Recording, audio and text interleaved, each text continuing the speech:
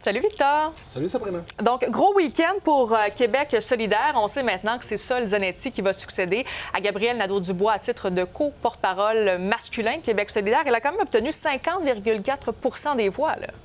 Tout à fait, un très beau résultat pour Sol Zanetti, qui affrontait Étienne Grandmont et un monsieur de l'externe également qui s'était présenté.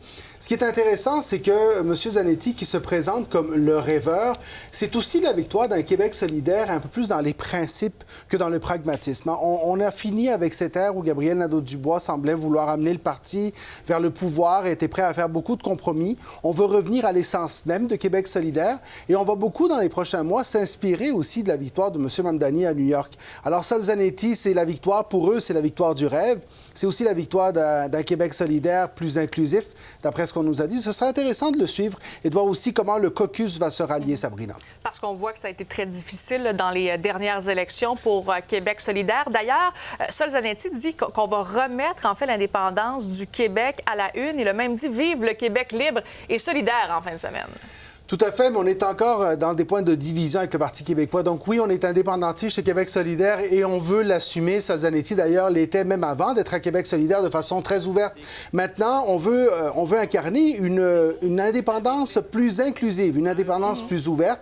On accuse même le Parti québécois d'exclure des gens de ce projet indépendantiste. Donc ce sera ça la bataille de Québec solidaire dans les prochains mois.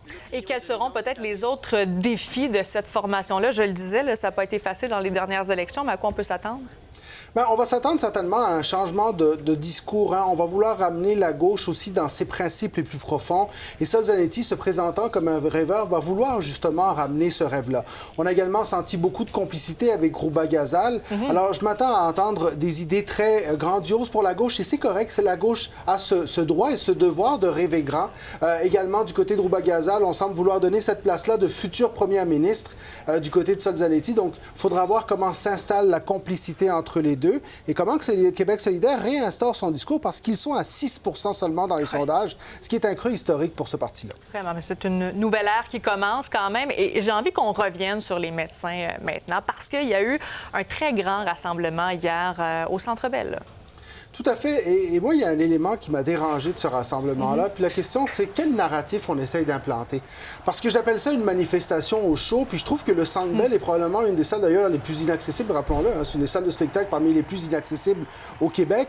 Alors, est-ce qu'on veut manifester pour aller chercher l'appui du public ou est-ce qu'on voulait se réunir pour passer des messages? Je trouve que le message de le faire au Centre Bell, fermé, au chaud, là où on était confortable, ça vient accentuer l'image du médecin privilégié.